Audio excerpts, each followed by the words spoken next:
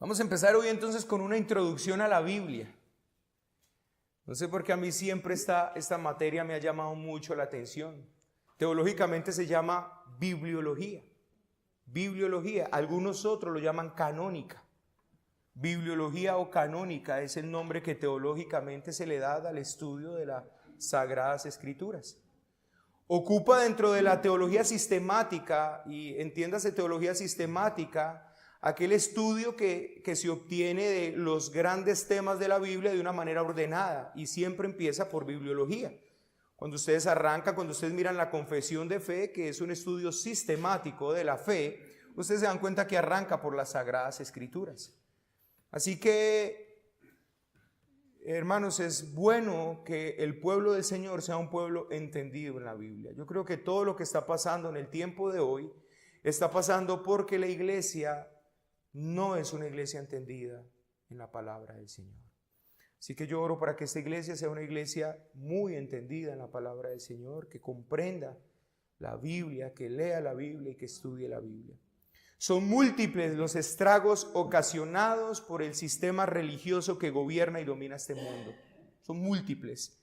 Y uno de ellos, hermanos, uno de los problemas que hay en la religiosidad de este tiempo y de los múltiples estragos, yo creo que el peor es el mal uso que se le ha dado a la Escritura. El mal uso que se obtiene hoy de la Biblia. La mayoría de las personas se les enseñó a ir a la Biblia como cuando van a un supermercado. Esto ha producido que se tenga un concepto muy bajo de la Escritura e impide que haya un entendimiento entonces todo coherente de la Biblia.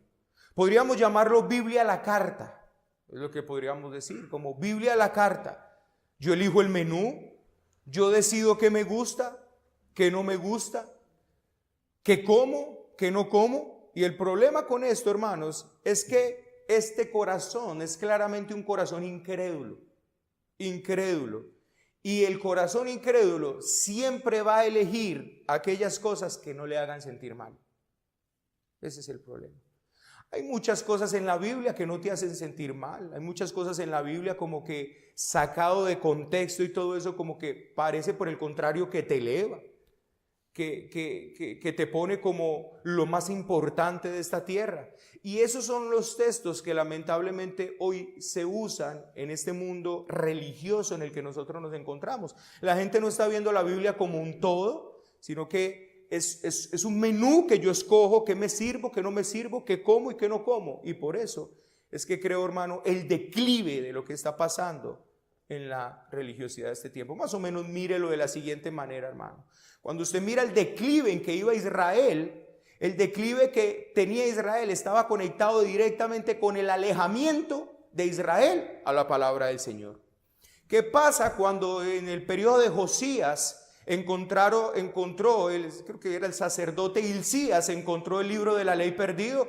Bueno, lo leyó delante del rey, y cuando el rey escuchó el contenido completo de la ley, rasgó sus vestiduras porque detectaron y dijeron: nosotros estamos haciendo todo mal. Y ahí fue donde empiezan precisamente lo que se conoce como las reformas de Josías. ¿Y qué fue la reforma de Josías? Solamente volvernos nuevamente a la Escritura. Hermano, hay una necesidad impresionante de que el pueblo del Señor se vuelva a las Escrituras. ¿Por qué? Porque la Escritura se perdió en esta jerga religiosa, se perdió en este ambiente religioso, se perdió cuando las palabras de la Biblia empezaron a ser cambiadas, cuando la seriedad de la Escritura empezó a ser tomada de una manera trivial, cuando empezaron a aparecer todas estas versiones modernas que lo único que hacen es como quitar la seriedad de la palabra del Señor, y se empezó a perder la palabra del Señor en medio supuestamente del pueblo del Señor. Pero si usted nota, siempre ha pasado así. ¿En dónde encontraron el libro de la ley perdido? En el templo. El fenómeno religioso actual usa la Biblia. Por eso el punto no es si usamos la Biblia, hermanos, sino si respetamos el mensaje de la Biblia. Hoy pasa eso. De hecho, anoche me compartían un video de dos personajes hablando, y escuchando estos dos personajes hablando, citan la Biblia, toman la Biblia, sacan un versículo de la Biblia. De hecho, el personaje decía, yo uso más o menos, creo que lo que dijo fue, yo uso más o menos 1000, yo no sé cuántas palabras estrictamente de la Biblia en mis mensajes. Y el asunto no es si se usa la Biblia, el asunto es si se respeta el mensaje de la Biblia. Hoy hay un irrespeto, hoy hay una irreverencia hacia el mensaje de la Biblia, hermanos. Así que deseo hacer solamente 2 cosas esta mañana. ¿Qué es lo que yo deseo hacer? 2 cosas. Quiero asegurarme e intentar asegurarme de que usted salga hoy entendiendo de acá que usted no está ante un libro humano, que usted está ante un libro inspirado. O sea que en primera instancia yo te voy a hablar de la inspiración de la Biblia. Y en segunda instancia intentaré imprimir en tu mente el mensaje central de la Biblia. Esas son las 2 cosas que voy a hacer hoy. No voy a hacer más. Voy a mostrarte el carácter inspirado de la Biblia y voy a mostrarte el mensaje central de la Biblia. Así que, hermanos, lo primero que usted y yo tenemos que entender, y lo primero que deseo que el Espíritu Santo haga en vuestra mente, es que la Biblia es un solo libro. Un solo libro. O sea, tiene un solo autor y revela la mente y el corazón de ese autor. Estamos ante un libro que tiene un autor. Y hermanos, si bien muchos hombres participaron de este proceso, solo hay una mente detrás de todo este contenido. Solo hubo alguien que está detrás de cada letra. Y es precisamente eso que acabo de decir, la razón de la por qué usted y yo hablamos de inspiración verbal e inspiración plenaria. Por lo que acabo de decir. ¿Qué acabo de decir? Que tenemos una mente que está detrás de cada letra. Una mente, no 40 mentes o no 42 mentes. Tenemos una mente detrás de cada letra. Y cuando hablamos de inspiración verbal, estamos diciendo que la palabra del Señor no solamente inspirada como un todo, o sea, que ella un todo es inspirada. O sea, en otras palabras, lo que algunos quisieron darnos a entender con respecto a la inspiración de la Biblia es que el mensaje general es inspirado, pero no cada particularidad. Por eso es que a algunos hermanos o a los hermanos en la historia tocó, no, venga, eso no es inspiración. Cuando nosotros hablamos de inspiración, hablamos que incluso las palabras que componen oraciones, las oraciones que componen párrafos, los párrafos que componen capítulos, los capítulos que componen libros y los libros que componen el libro es inspirado. O sea, aún las palabras que están en la palabra del Señor son inspiradas. Y si bien, hermanos, es un proceso que tomó años y años, de manera perfecta fue la obra de Dios y Dios la ha preservado para que usted y yo podamos gozar de ellas. Es imposible, hermanos, que hombres hubieran podido preservar este libro. Es imposible que hombres hubieran podido preservar. Mire, hermanos, si este libro fuera un libro humano, usted y yo no lo tendríamos en nuestras manos. Y te voy a decir la razón por qué. Porque alguno podría pensar, pero tenemos la Odisea y la Ilíada de Homero y fue preservado. Pero la Odisea y la Ilíada de Homero nunca han sido atacados. Ese es el punto. O sea, hoy tenemos literatura de Pitágoras. Y podemos decir, pero mira cómo fue preservada a través del tiempo. Claro que sí, hermano, pero nunca ha sido atacada. Pero no existe un libro a través de la historia. No existe un libro que haya sido tan violentamente atacado, tan deseosamente querer ser destruido como la Biblia, y que aún hoy usted y yo lo tengamos en nuestras manos. Eso habla la preservación de la Escritura. El que usted y yo tengamos un libro con una antigüedad de 6,000 años, eso nos habla, bueno, no vayamos a 6,000 años, vayamos a 3,500 años, vayamos a 4,000 años. Más o menos Moisés escribió en el 2000 antes de Cristo.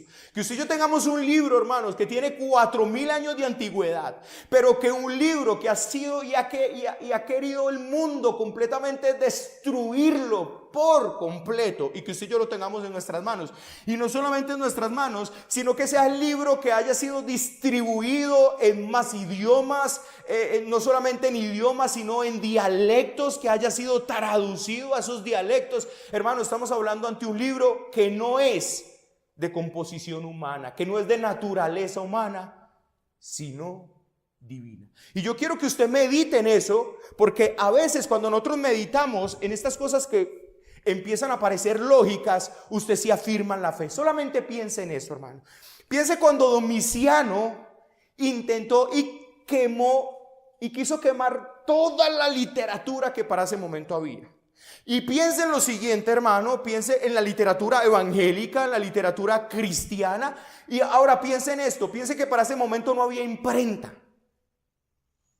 que cualquier texto de la Biblia tenía que ser escrito por copistas. Ahora piense usted, mi querido hermano, en el trabajo de los masoretas, aquellos que tenían que copiar la Biblia con esa forma tan estricta, tan santa, para poder copiar un libro. Ay, hermano, si necesitaba eso trabajo, y si tenía trabajo, y que usted y yo lo tengamos en nuestras manos en el día de hoy, que haya preservado el ataque de Domiciano, el ataque de Hitler y el ataque de todos los hombres a través de la historia. Eso está hablando de que usted tiene en su libro, en su mano, hermano, un libro de carácter divino. Así que no estamos ante un libro humano. No estamos ante un libro como comprende hacer o como entiende o como el mundo quiere hacernos creer. Un lunático se inventó este libro y lo escribió. No, hermanos, es demasiado hermoso, es demasiado dinámico, es demasiado poderoso como para haber sido escrito por un lunático.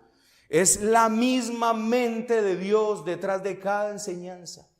Es la mente de Dios, es la mente de Dios detrás de cada historia, de cada mandamiento. Allí tenemos al Dios 3 veces santo, obrando por medio de su Espíritu Santo, haciendo que este libro sea escrito solo lo que Dios deseaba que se escribiera. Eso es inspiración. Si usted había escuchado ya hasta este momento la palabra inspiración, pero bueno, ¿y qué es inspiración? Bueno, hermanos, la palabra inspiración es que el libro que usted tiene, el texto que usted tiene, es lo que Dios deseó y quiso que estuviera allí. Eso fue lo que Dios exhaló. La palabra inspiración quiere decir exhalar. Es como si proviniera de Dios, es como si Dios lo hubiera soplado sobre la vida del escritor bíblico. Eso es inspiración. Usted está ante un libro, hermanos, que si bien fue escrito por hombres y hombres usaron su puño, como el apóstol Pablo dice, este saludo lo escribo de mi puño y letra, así escribo yo. Si bien Pablo escribió con su puño y letra, lo que él está escribiendo fue algo tan poderosamente guiado e intencionado por el Espíritu Santo, que allí está solo el deseo de Dios, lo que Dios quiso que se escribiera. Dios guió a cada autor. Y esto es interesante porque esta es la separación que tenemos entre el hombre inspirado y la literatura inspirada. Los hombres no fueron inspirados. El texto es inspirado. Los hombres fueron guiados, intencionados, movidos, llevados, conducidos por el Señor para que escribieran literatura inspirada. En otras palabras, mis queridos hermanos, no todo lo que Pablo escribió fue inspirado. Y Pablo era un gran apóstol, pero nosotros tenemos en la Biblia exclusivamente lo que Dios quiso que Pablo escribiera, que Dios quiso que fuera literatura inspirada. Se puede leer, por ejemplo, Salomón escribió muchos proverbios, como 3001, creo que dice la Biblia, pero tenemos en la Biblia solo 31. Bueno, o 31 capítulos. Y si usted suma la totalidad de proverbios de esos 31 capítulos, no hay 3001 allí. Entonces, Salomón escribió más proverbios que no están en la Biblia, pero no están en la Biblia porque no son inspirados. Usted puede estar completamente convencido hoy en su corazón que lo que usted tiene en la Biblia no es lo que hay. Es que, ¿y qué tal si a Pablo se le fue por ahí alguito de más? Imposible. No es posible, porque no fue un trabajo guiado por hombres, sino un trabajo guiado exclusivamente por Dios. Entonces, hermanos, lo que usted y yo vamos a estudiar durante 66 domingos, Dios mediante, es un solo libro, cuyo autor es uno solo, Dios, que contiene un solo mensaje. El Salmo 119, 160 resume esto de manera gloriosa. La suma de tu palabra es una verdad. La suma de tu palabra es verdad. Y todos nos sabemos y hemos meditado durante mucho tiempo, se ha predicado mucho en este púlpito de este texto, toda la Escritura. Segunda de Timoteo, capítulo 3, versículo 16. ¿Qué? Toda la Escritura es inspirada por Dios. Toda la Escritura.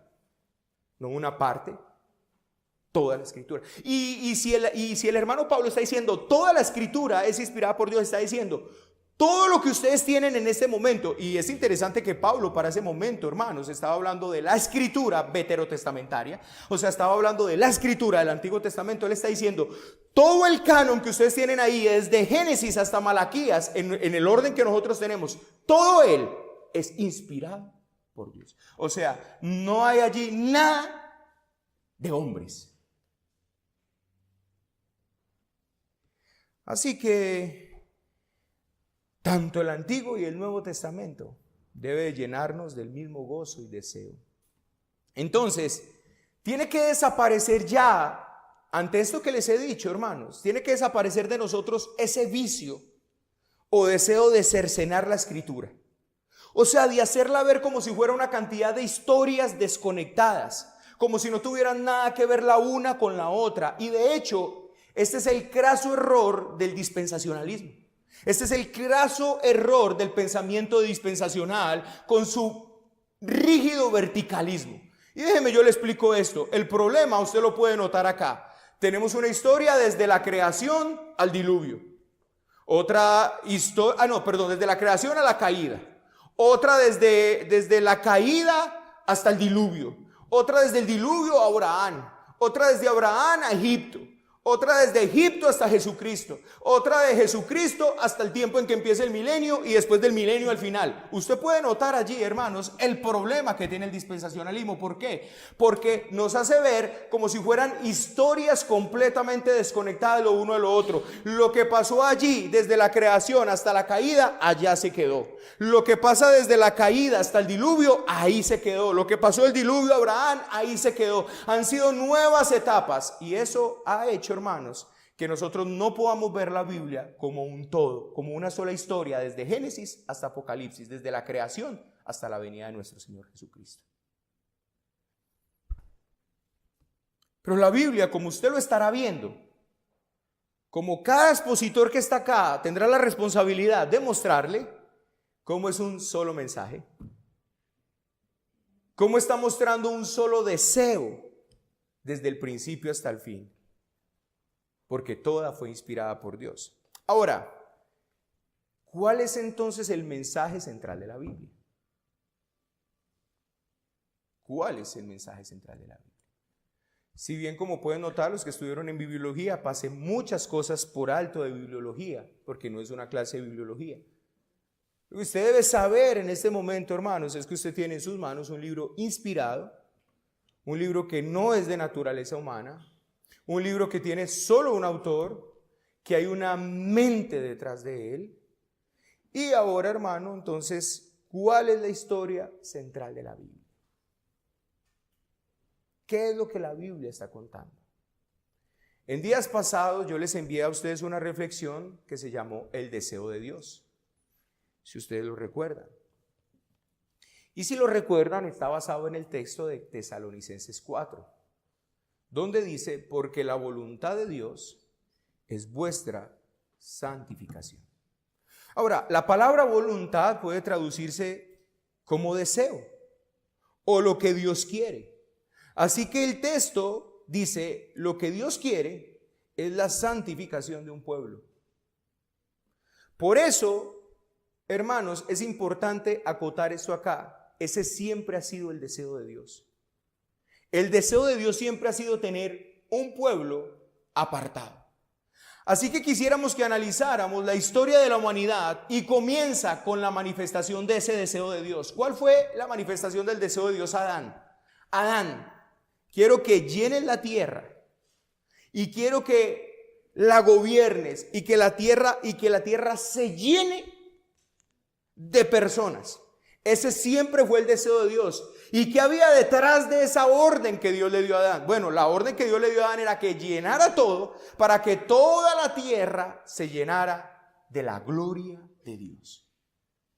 O sea, la orden que hay inherente o que hay implícita o el deseo que está implícito en esa orden que Dios le dio a Adán es lo siguiente: mi deseo es un pueblo viviendo en mi tierra para mi gloria.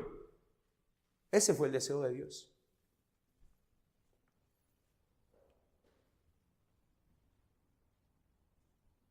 Si usted nota cómo termina la historia de la humanidad, termina con ese deseo cumplido.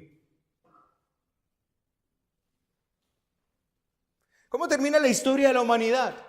La tierra de Dios, llena de hombres y mujeres viviendo para la gloria del Señor. Así que la Biblia está contando desde el principio hasta el fin el deseo de un Dios eterno y poderoso de tener una creación viviendo para su gloria. Pero pastor, nos habían dicho que la Biblia contaba ahora la historia de la redención. Bueno, hermanos, creo que tenemos un problema ahí, porque eso no es simplemente la historia de la redención así como así. No, hermanos. Esto obviamente conlleva haber desarrollado el trabajo y el plan de Dios de cómo va a llevar a cabo el cumplimiento de ese propósito y deseo. En otras palabras, mi querido hermano, Dios va a redimir un pueblo que está caído, que perdió que como que truncó este deseo de Dios allí en Génesis capítulo 3, cuando el hombre cayó. Ahora, entonces vamos a ver en la historia el trabajo de Dios con ese pueblo a través de la obra de la redención para que su deseo sea llevado a cabo. ¿Y por qué es importante esto, mi querido hermano? Porque hay una sola historia que el Señor está interesado que se cuente. Esa es la historia de la redención. Esa es la línea melódica de toda la escritura, pero quiero que entienda que la historia de la redención está conectado con el deseo de Dios y su gloria. Porque aquí parece que es donde algunos se perdieron. Aquí parece que algunos están perdidos. Hermanos, el mensaje central de la Biblia es la historia de la redención. Se está contando una historia, la historia de la redención. Pero ese mensaje de la redención, esa historia de la redención está conectado directamente con el deseo de Dios. Con el deseo de Dios. Y yo voy a intentar, hermano, en este resto de tiempo, en esta partecita, mostrarte esto. El deseo de Dios, el anhelo de Dios es la causa primaria de la redención. No es el hombre. Y muchas veces quiere verse esta historia como si fuera un cuento de hadas. Así es lo que se pone, hermanos. Un príncipe salva a una reina de un gran castillo porque esta reina es preciosa. No, hermanos, esa no es la historia de la redención. ¿Entienden cómo de alguna manera como que en el asunto reformado hicieron ver? Sí, la historia de la Biblia es la redención, es Dios salvando un pueblo, ese Dios misericordioso, amoroso, salvando un pueblo. Sí, hermanos, pero en conexión con su deseo de gloria. En otras palabras, hermanos, el deseo de Dios de salvar un pueblo primariamente recae sobre él. Dios es la causa primaria de la redención, no es el hombre. El rey desea salvar un pueblo porque él tiene un deseo. Su voluntad es que en su tierra haya un pueblo que lo adore.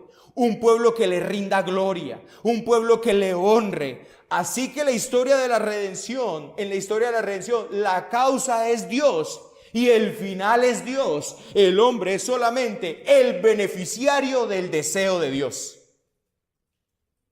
Espero que usted comprenda esto, hermanos, porque el entendimiento de esto nos va a llevar a cómo es que verdaderamente vivimos.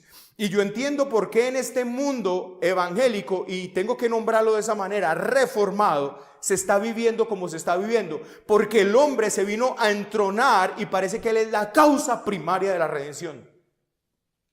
Pero el hombre no es la causa primaria de la redención, hermanos. Dios es la causa primaria de la redención. Dios es la causa final de la redención. El hombre es un beneficiario del deseo de Dios.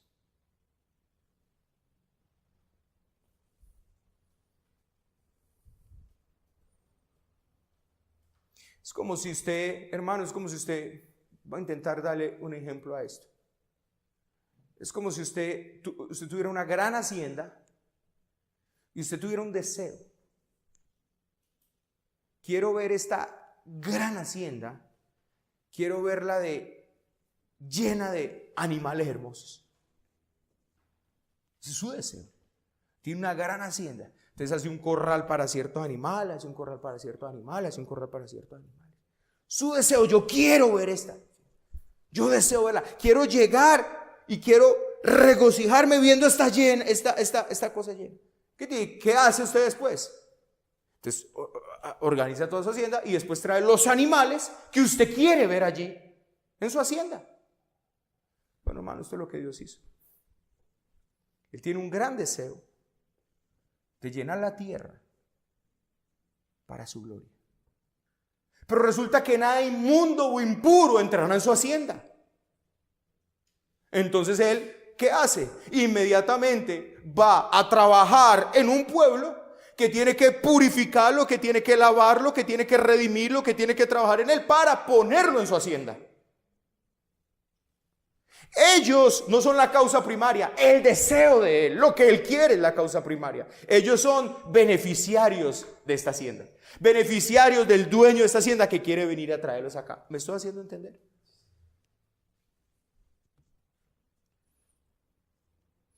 Para reunir un pueblo se necesitaba redimirlo, y la Biblia nos muestra cómo Dios redime este pueblo. Nos muestra los hechos de Dios, la obra de Dios. Dios irrumpe en la historia del hombre para salvarlo para su propia gloria. Es lo que quiero que se comprenda. Entonces el tema central es el cumplimiento del deseo de Dios a través de la redención. Mejor decirlo así. El tema central de la Biblia es cómo Dios va cumpliendo cada vez su deseo, el deseo que Él tiene por medio de la redención. Por lo tanto, cada vez que leemos en la Escritura, debemos mirar cómo cada libro apunta a este Redentor que el Señor envía o que el Señor le ha prometido a este pueblo para redimirlo para su propia gloria. Y por último, es con el propósito y fin último de darle gloria a Dios.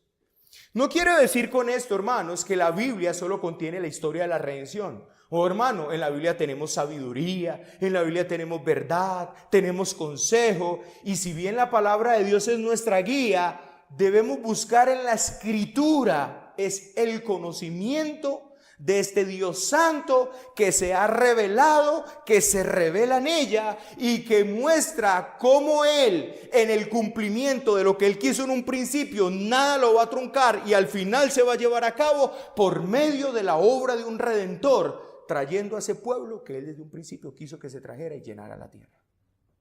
Esa es la historia de la Biblia. El Dios que salva, que tiene un propósito redentivo, también, hermanos, de manera gloriosa, se revela en las Escrituras. Y por eso es allí y solo allí donde el Dios que tiene un plan redentivo se revela en las Escrituras, solo allí puede ser conocido. Es la fuente de verdad donde adquirimos el conocimiento necesario de Dios. Es allí donde Dios expresa qué le gusta, que no le gusta, que quiere, que no quiere. Y por ende, hermanos, la Biblia no es un libro de recetas donde uno va para saber qué hacer cuando tengo depresión, qué hacer ante un fracaso amoroso. ¿Sí lo notan, hermanos? ¿Se han dado cuenta que muchos usan la Biblia así? Se han hecho incluso guías interactivas que dicen: cuando te sientas deprimido, salmo tal. Cuando estás ante un fracaso tal, salmo tal. Cuando la economía empiece a mejorar, salmo. Y parece, hermanos, que la Biblia se convirtió más bien en un libro de recetas médicos psicológicos para la persona saber qué hacer en ciertos momentos de la vida. Pues déjeme decirle, hermanos, que está lejos del propósito de la Biblia. El propósito de la Biblia es que ese pueblo escuche. Otro propósito de la Biblia está mostrando que Dios tiene un deseo que lo va a llevar a cabo, y para llevar a cabo ese deseo Él va a enviar un redentor que le limpie a ese pueblo, que le ordene ese pueblo, que le santifique ese pueblo, que haga todo lo que tiene que hacer ese pueblo para que ese pueblo pueda estar con Él por toda la eternidad. Él quiere que ese pueblo le conozca. Él quiere que ese pueblo que el Redentor le está limpiando, trabajando, le conozca, y en las páginas de la Biblia Él se les revela.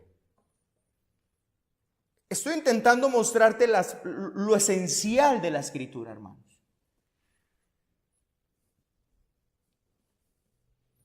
La Biblia vemos, y en la Biblia, hermanos, usted y yo vamos esencialmente para conocer a Dios.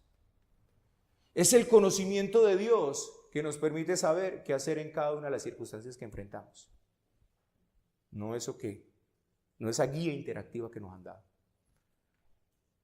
Existe esa guía interactiva. Pero, hermanos, hay algo también interesante que yo deseo mostrarle de la Biblia. Entonces, para resumirte hasta acá, usted está ante un libro único, singular. Cuando hablamos de singular es que no hay otro como él. Hermano, no ponga frente a la Biblia, por favor, a ningún bestseller, porque no es competencia. No ponga ante la Biblia la urbanidad de Carreño, hermano. No es competencia para la Biblia.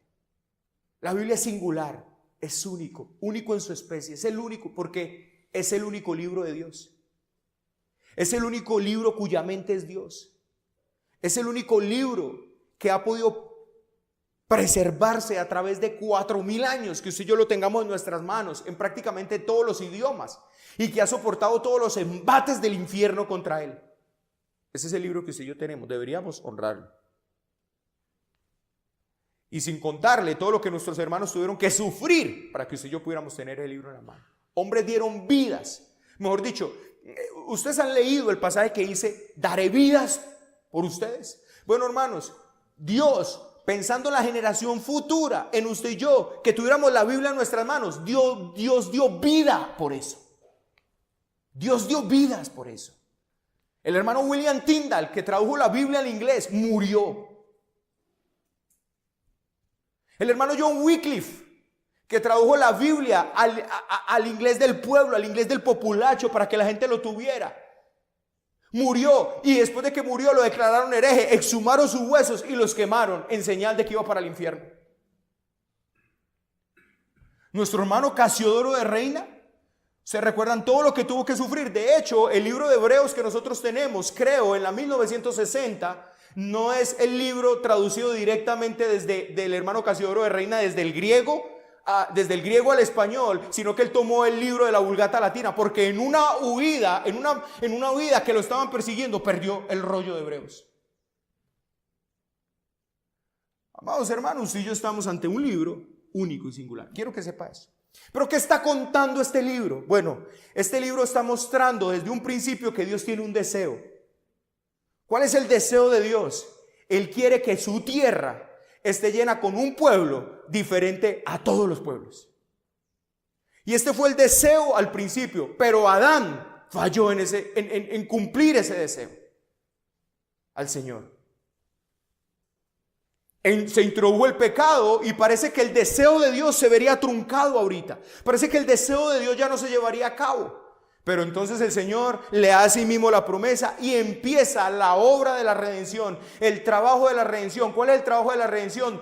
Dios tomando un pueblo, salvando un pueblo, para que al final de todos los tiempos, ese pueblo que Dios está salvando, redimiendo, esté en la tierra de Dios, con su Dios santo, apartado de todos los reinos, de todos los demás pueblos de la tierra, dándole gloria y honra al Señor.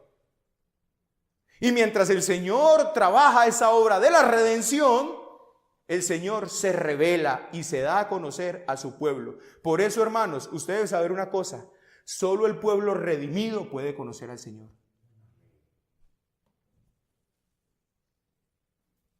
Porque el Señor se ha revelado por medio de las Santas Escrituras a su pueblo redimido. Pero hay otra cosa que la Biblia nos revela. Nos revela quién es el hombre.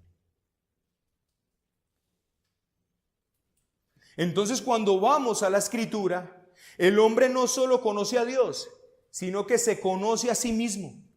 Hay una frase filosófica que dice: conócete a ti mismo.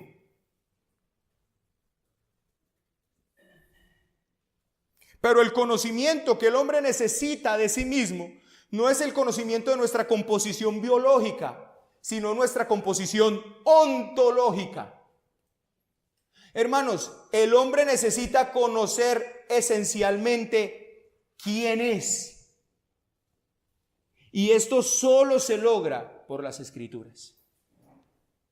Allí es donde se revela quién es el hombre. Allí es donde se revela el problema del hombre, la razón por la que el hombre se encuentra como se encuentra. Entonces, desde Génesis a Apocalipsis, tiene también que ver con nosotros. ¿Por qué, mis queridos hermanos? Porque usted y yo estamos leyendo allí nuestra propia historia. No solo estamos leyendo la historia de Dios, estamos leyendo la historia también del hombre. Estamos leyendo al hombre en sí mismo. Solo en la Biblia, hermano. ¿Por qué el hombre va a cantidad de capacitaciones y va donde el gurú tal y va donde tal y escucha tal, con el deseo de conocerse? Y en las empresas hacen capacitaciones para que el hombre se pueda conocer, pero nunca llegará a conocerse a menos que encuentre en la Escritura y vaya a la Escritura para que sepa ontológicamente que el ser humano es un hombre creado, es un hombre y una mujer creados a imagen de Dios, corrompidos por el pecado. Y como no se entiende esto, hermanos, entonces déjeme yo le expreso lo que expresó alguien en algún momento: un mal dictamen lleva una mala medicina. Como no se ha dado el dictamen correcto del problema del hombre, todas las medicinas que le apliquen es incorrecta.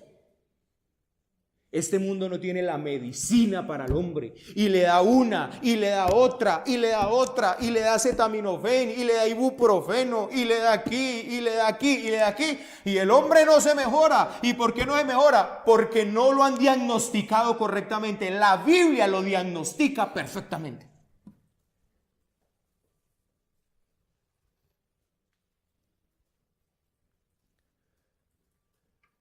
Si eres un hijo de Dios, entonces usted muchas veces estará leyendo su historia, pero también estará leyendo la historia de la humanidad. ¿Acaso cuando hemos estado leyendo ahora, tú no sientes que esa historia es tu historia? Cuando tú lees Éxodo y a este pueblo, que era un pueblo físico que el Señor había escogido, cuando tú lees la historia de ese pueblito, ¿no sientes algo por allá? Y dices: ¿por qué siento que esta es mi historia? ¿Y por qué sientes como enojo cuando estás leyendo esto? ¿Y por qué este pueblo es así? ¿Por qué es tan terco este pueblo? Y después tienes que ir a humillarte delante del Señor: ¿por qué soy así, Señor?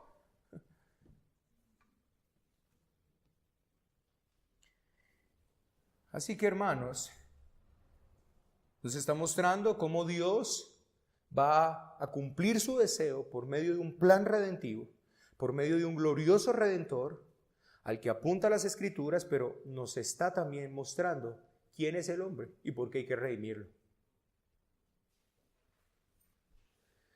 Así que el Antiguo Testamento, hermanos, son las promesas hechas con respecto al plan de redención, y el Nuevo Testamento son las promesas cumplidas del plan de redención. ¿Y de qué habla entonces los dos testamentos? El Antiguo Testamento entonces habla del Redentor, se asegura de anunciar que vendrá el Redentor, la simiente de la mujer, aquel que solucionará el problema del hombre, el verdadero problema del hombre, el que le traerá el medicamento esencial al hombre. Como se dice Isaías, no hay medicina que cure tu enfermedad, le dice el Señor a su pueblo, pero el Señor va a traer un Redentor que le va a traer la medicina esencial, lo que él necesita verdaderamente para ser sanado de su enfermedad. Porque el hombre realmente tiene un problema, tiene una enfermedad que se llama pecado, y al pecado, hermano, es lo que se impone, es lo que destruye esta posibilidad de que Dios tenga un pueblo santo que se acerque a él. Mientras haya pecado, hermano, el pueblo no se podrá acercar a él.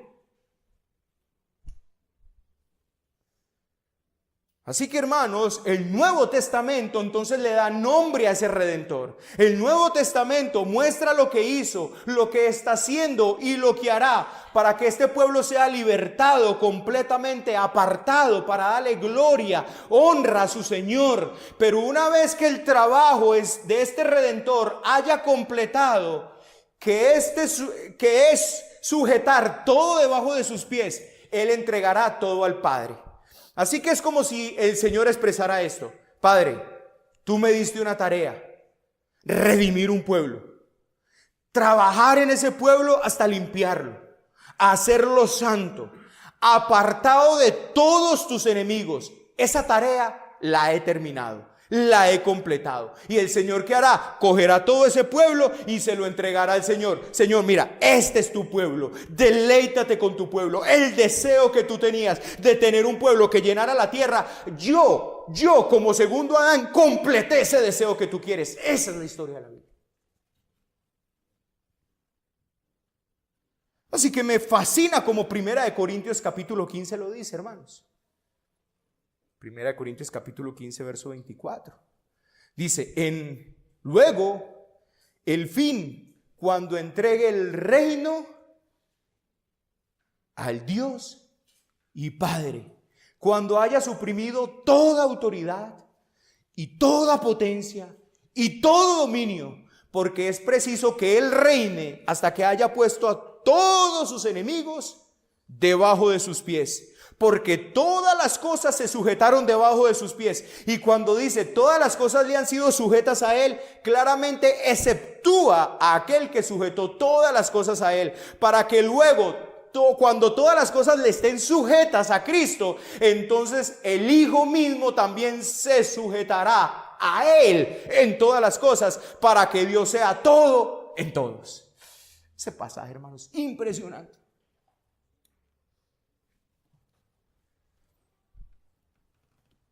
Así que, hermanos, usted y yo debemos descansar en el hecho de que Dios lo hizo todo perfecto.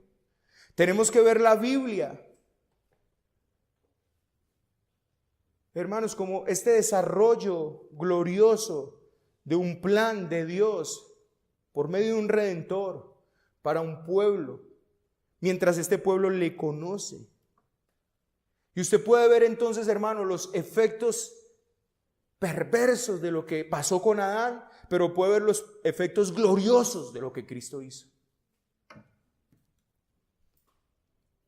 Ahora, hermanos, después de decir todo esto, no quiero terminar sin expresarles algo. Y con esto termino. El Antiguo y el Nuevo Testamento, usted puede resumirlo de una manera sencilla. En una palabra: Jesucristo. Jesucristo. El Mesías prometido en el Antiguo, el Mesías cumplido en el Nuevo. El que se encargó de cumplir la voluntad del Padre. Que tenga un pueblo sobre sus hombros, que le den toda gloria, honor y poder al Señor. Es ver que Él no dañó el propósito y deseo de Dios, sino que lo hizo posible. Adán lo dañó, Cristo lo restauró. Cristo, el plan A antes de que todo existiera. El Cordero inmolado desde antes de la fundación del mundo. Por eso no hay página en la Biblia en que tú no veas este Redentor. La Biblia nos muestra a Cristo. Por lo tanto, por eso usted y yo debemos amar la Biblia. Porque usted ama a Cristo. Si usted ama a Cristo, usted ama la Biblia. Si usted ama a Cristo, usted ama la Biblia. Si usted ama la Biblia, hermanos, es porque usted en la Biblia le muestra, le revela al Dios de tu salvación. El que no ame la Biblia, el que no lea la Biblia, el que no se deleite en la Biblia, no ama a Cristo. No hay puntos medios, hermanos. Tú ¿dónde más puedes ver a Cristo sino en la Biblia? ¿Dónde más puedes ver este Redentor glorioso? ¿Dónde más lo puedes conocer sino en la Biblia? ¿Dónde más obtiene sus hechos, su vida, su encarnación, su vida, su muerte, su resurrección, sus hechos poderosos? ¿Dónde lo encuentras? En la Biblia. Si no lees la Biblia, si no estudias la Biblia, tú estás lejos de ser cristiano, hermano. Lejos, pero lejos. Llámese católico, llámese budista, llámese musulmán, llámese lo que quiera, pero usted no es cristiano. No es cristiano. Si la Biblia no es un deleite para ti, si no te deleita ir allá, profundizar, conocerla, mirar allí a tu Redentor, mirar allí a aquel que está resarciendo todo ese daño que hizo Adán cuando le desobedeció al Señor. Ver allí a un Señor que te está limpiando, santificando, purificando, para que tú puedas estar en la tierra de Dios con el Dios de la tierra por toda la eternidad. Si tú no puedes ir allí, ¿qué cristiano eres?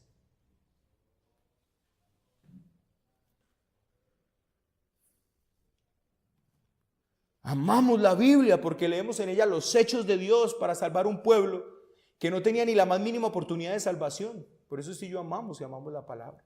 Claro, ¿sabe por qué muchos ya no aman la Biblia? Y eso es lo triste, hermanos. ¿Sabe por qué? Porque ya la Biblia no es el horóscopo.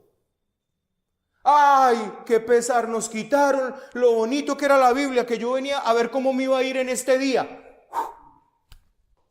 Y por eso la gente medio iba a la Biblia. ¿Por qué iba medio a la Biblia? Porque era el horóscopo para ellos. Abrían la Biblia como abrían el horóscopo. Abrían la Biblia a ver qué promesa les daba Dios. Y cuando ya no se centra en mí, sino que se centra en Él, en conocerlo a Él, en adorarle a Él, entonces ya no quiero. Hermano, pero los hijos de Dios es en eso lo que se deleitan. Los hijos de Dios no se deleitan en sí mismos. Los hijos de Dios se deleitan en su Redentor, se deleitan en su Salvador, se deleitan en su Padre, se deleitan en su amado, se deleitan en su amigo. Por eso, mis queridos hermanos, es que en el mundo evangélico en el que hay hoy, cuando van a la Biblia, no van por lo que van. ¿Por qué? Porque ellos van para encontrar para sí. ¿Qué me dice hoy a mí? ¿Qué promesa me da hoy a mí? ¿Qué tiene hoy para mí? ¿Qué para mí? Para mí, para mí, para mí. Y cuando llegan acá, como se les cae ese engaño, ya para qué voy a la Biblia y ya no es para mí. Pues hermano, déjeme decirle que aunque no se centra en ti, cuánto te bendice esto. Cuánto te limpia esto. Cuanto más conoces a Dios, ¿no has visto, hermano, cuando has estudiado la palabra o cuando alguien te enseña la palabra, no arde tu corazón? ¿No te pasa acaso como los que iban camino a Emaús? ¿Ustedes recuerdan lo que pasó con camino a Emaús cuando él les abrió las escrituras? Porque eso fue lo que les abrió, las escrituras. Y dice que empezó a contarles desde Moisés, pasando por los profetas, los salmos, todo lo que tenían que ver con él. ¿Y acaso cuando él desapareció ellos no se miraron a otro y decían, ¿no ardía nuestro corazón cuando nos abría las escrituras? ¿No arde tu corazón cuando te abren las escrituras, hermanos?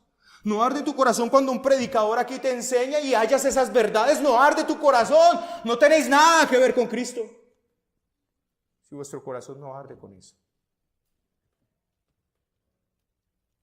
Juan 7:38 dice, el que cree en Cristo como dice la Escritura. Así que mis queridos hermanos, toda la Escritura nos permite creer en Cristo de forma correcta. Qué verdad esta, ¿no? Para creer en Cristo de forma correcta, usted y yo necesitamos toda la Escritura, no una parte.